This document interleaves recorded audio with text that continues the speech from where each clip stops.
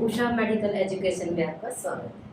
आज का टॉपिक है फीमेल फीटिसाइड यानी कि कन्या भ्रूण हत्या। क्या होता है कन्या भ्रूण हत्या, क्यों होने लगी, इसके क्या प्रावधान है और कैसे इसका निवारण करना चाहिए, आज इसके बारे में हम बताएंगे।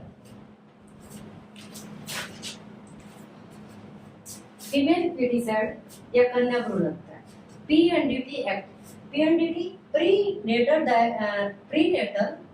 डायग्नोस्टिक टेस्ट 1994 में स्टार्ट हुआ और इसको सख्ती से 2004 में भारत में लागू किया गया। क्या होता है female foeticide? It is the process of killing और अबॉर्टिंग। ये एक ऐसा प्रोसेस है जिसमें के द्वारा जो गर्भ में पल रहा शिशु, खास तौर पे बालिका शिशु है, उसको की पहचान सेक्स डिटरमिनेशन करा के उसकी पहचान करके उसको गर्भ में ही किल करवा देना, मरवा देना या अबॉर्ट करवा देना, उसको हम फीमेल फीटिसाइड कहते हैं। क्या कारण है जिसकी वजह से फीमेल फीटिसाइड बहुत ज्यादा हो रहे हैं? भारत में 50% महिलाएं हैं। यदि बार बार में ऐसे ही फीमेल फीटिसाइड होते रहे तो महिलाओं की संख्या बहुत कम हो जाएगी और उसका पूरे भारत पर असर पड़ेगा, उसकी जनसंख्या पे भी असर पड़ेगा। कारण क्या है इसके? सबसे पहला कारण है मेल डोमिनेंट। हमारे भारत में जो पुरुष है उसको संपत्ति का उत्तराधिकारी मानते हैं और कहते हैं कि वंश का चालक यही है, आगे वंश यही चलाएगा, लड़की तो पराया धन है, तो मेल को डोमिनेंट फीचर्स में रखते हैं। Lack of the education, rural area में खास तौर पे एजुकेशन की बहुत कमी है, लोग ज्यादातर बहुत कम पढ़े लिखे हैं, जिनको जागरूकता नहीं होती इस बारे में भी कैसे फीमेल को फीटिसाइड करना है, या फैमिली प्लानिंग के रास्ते के बारे में उन्हें नहीं पता होता। जब बच्चे बार बार में पैदा होते रहते हैं, यदि लड़कियां हो जाती हैं तो लड़के की इच्छा, जो बुजुर्गों की इच्छा होती है, परिवार की इच्छा होती है, महिला मजबूरन उस इच्छा की पूर्ति के लिए बार बार जो कन्या है उसका भ्रूण हत्या करवा देती है। मैरिज और डॉरी, यदि इस समाज में डॉरी जैसी कुप्रथा, जैसे दहेज जैसी कुप्रथा है, जिसके कारण जब भी किसी सोशो इकोनॉमिक कंडीशन का यानी गरीब तबके का कोई भी इंसान होता है, उसके यदि कन्या पैदा हो जाती है तो उसको पहले से ही चिंता हो जाती है इसकी शादी कैसे होगी। अच्छा सा लड़का देखने के लालच में ये रहता है दहेज पता नहीं कितना देना पड़ेगा, तो ये भी उसके लिए एक बहुत बड़ी कुप्रथा है। मैरिज से पहले ही इस सोच से पहले ही वो भ्रूण को उसमें फीमेल को पेट में ही मरवा देता है। प्रोटेक्टिव डाउट, आजकल का जमाना है, जैसे जैसे लड़कियां कम, हरियाणा में 2011 के रेशो देखें तो 1000 लड़कों पे 877 लड़कियां थी। अब 2022 में 1000 लड़कों पे 917 लड़कियां हैं। अब लेटेस्ट 2023 जून के आंकड़े हैं जिसमें 1000 लड़कों के पीछे 906 लड़कियां हैं। अब ये लड़कियां जो कम हैं तो क्या वो लड़के गंवारे रहेंगे? नहीं, वो क्या करेंगे, या तो क्या करेंगे, क्योंकि सेक्स की इच्छा सभी की होती है, सेक्स की पूर्ति ये प्रकृति है, तो वो क्या करेंगे, बसों में लड़कियों से छेड़छाड़ करेंगे। यदि कोई लड़की पसंद है, प्यार वार का चक्कर होता है, तो यदि उस पर विवाह का दबाव बनाएंगे, यदि वो नहीं मानती है तो उस पर तेजाब डालते हैं, इवन की रेप करते हैं। दामिनी जैसा जैसे हत्याकांड हुआ है बस में, ऐसा भी काम होता है। Advancement of the technology, technology advance जरूर हुई है, जैसे अल्ट्रासाउंड, डॉपलर अल्ट्रासाउंड या अमाइनोसेंटेसिस। अमाइनोसेंटेसिस क्या होता है? 16 से 20 वीक की प्रेगनेंसी के बीच में एक ऐसा अल्ट्रासाउंड के द्वारा एक ऐसी जांच करवाने के लिए सरकार ने कोशिश की थी जो भी भ्रूण है उसमें कोई जो क्रोमोसोमल अबनॉर्मलिटी तो नहीं है, क्योंकि पहले डाउन सिंड्रोम के बेबी या एनेनकेफेली यानी आधा सिर का बाल्टी नहीं होता था, तो ऐसे बच्चों के लिए जांच के इस टाइम में की जाती थी ताकि उन बच्चों को किसी तरह से एमटीपी की जा सके और माता के स्वास्थ्य और बच्चे के स्वास्थ्य के हिसाब से ये जांच होती थी। लेकिन इसका दुरुपयोग होने लगा और उसको लिंग जांच का रूप दिया गया। तो एडवांसमेंट हो गई। Some doctors do this to fulfil their money desire. काफी डॉक्टर ऐसे होते हैं अपना क्लिनिक चलाते हैं और उनको यही रहता किसी तरह से मनी आ जाए। अपनी इच्छा को जागृत करने के लिए वो ऐसा कुकृत्य करते हैं जिसके बहुत ज्यादा दुष्परिणाम हमारे देश पर पड़ रहे हैं। ऑब्सेशन ऑफ सन, एक ऐसी प्रवृत्ति, एक ऐसी इच्छा, मुझे तो लड़का ही नहीं चाहिए, मेरा तो वंश का वारिस लड़का ही होगा, लड़की पराया धन है, वो तो शादी करके चली जाएगी, मेरा उत्तराधिकारी यही है। तो ऐसी इच्छा के लिए लड़कियां पैदा होती हैं, लेकिन लड़कियों के साथ साथ बार बार में इस इच्छा को रखने के लिए वो लड़के पैदा करने की इच्छा रहती है और लड़कियों को पेट में ही मरवा दिया जाता है। पॉवर्टी और इलिटरेशन, गरीबी और अनपढ़ता। गरीबी से क्या होगा, एक जो पूर्व तबके का इंसान होता है वो मान लो जैसे बिहार है, मध्य प्रदेश है, यहाँ पर क्या है बार बार में पता होता नहीं कितने बच्चे पैदा हो जाए, भगवान की देन है। तो ऐसे बार बार लड़कियां भी हुए, लड़का हुए, ज्यादातर लड़कियां जिसकी भी पैदा होती है तो वो क्या करते हैं, दूसरे जैसे हरियाणा जैसे राज्य से, बिहार के से खरीद फरोश के माध्यम से लड़कियां ले आते हैं और उनके लिए एक धंधा चल जाता है।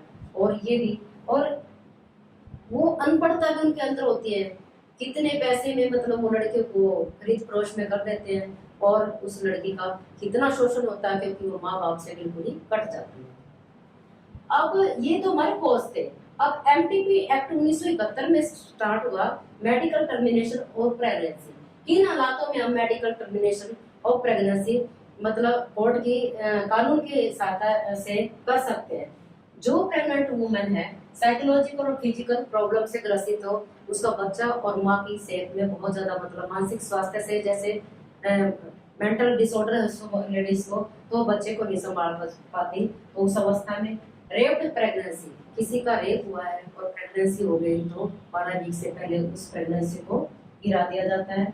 अबनॉर्मलिटी इन द फिजिकल और मेंटल, यदि बच्चे में भी कोई फिजिकल और मेंटल अबनॉर्मलिटी पाई जाती है अल्ट्रासाउंड में डिटेक्शन में, तो उस बच्चे को जैसे मान लो अल्ट्रासाउंड में एरेनकेफेली का बेबी है, खासतौर पे फीमेल होती है, यानी सिर का जो हिस्सा है स्कल बोन है, ऊपर का वाल्ट है, वो ही डिसअपीयर होता है, तो वो बच्चा जीने लायक नहीं रहता क्योंकि उसकी अवस्था कुछ दिन की होती है। तो अनवांटेड चाइल्ड आफ्टर ऑपरेशन, जैसे हमारा परमानेंट ऑपरेशन हो जाता है, टुबेक्टमी, वसेक्टमी, टुबेक्टमी खासतौर पे लेडीज का ऑपरेशन होता है, और पहले लेप्रोस्कोपिक टुबेक्टमी होती थी, वो फेल हो जाती है और उसके बाद यदि प्रेगनेंसी हो जाती है तो उस प्रेगनेंसी को भी अनवांटेड चाइल्ड के रूप में उसको हम एमटीपी एक्ट के अनुसार मतलब क्या कर सकते हैं, अवॉइड कर सकते हैं।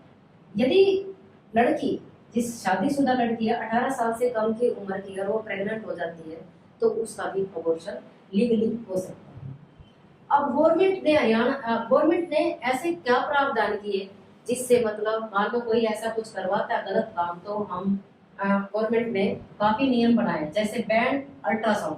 कौन से बैन होंगे, जो ये लिंग जांच करवाते हैं, सेक्स डिटरमिनेशन करवाते हैं, उसको बाकायदा बैन कर दिया गया। हर अल्ट्रासाउंड पे ये चीजें लिखी गई, अभी लिंग के लिए यहाँ अल्ट्रासाउंड नहीं किया जाता।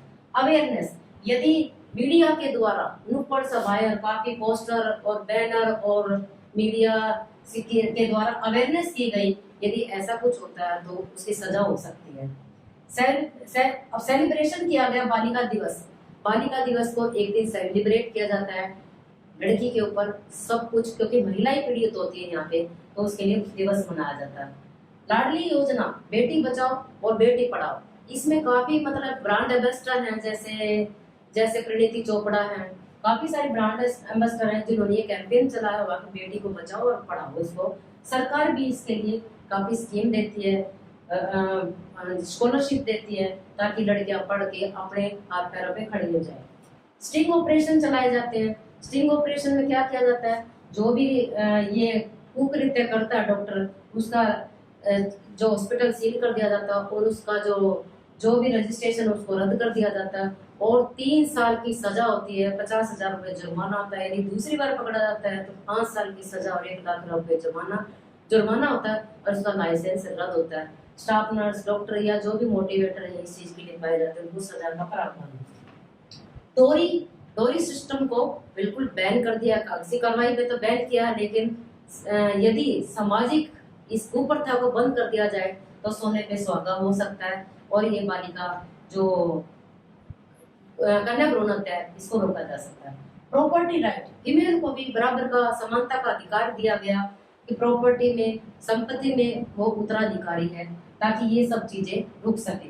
मेल और फीमेल को बराबर के अधिकार दिए गए ताकि ये कुकृत्य किसी तरह से रुक सके, क्योंकि काफी हरियाणा में या भारत में काफी रूढ़िवादी विचार हैं जिनके पीछे पीछे लगने से क्या होता है, जैसे परिवार में बुजुर्ग लोग कहते हैं बेटा तो चाहिए चाहिए, बेटा तो चाहिए चाहिए, मजबूरन उस महिला को दबाव में अपनी बेटी को कोख में मरवाना पड़ता है, तो जो कि गलत है।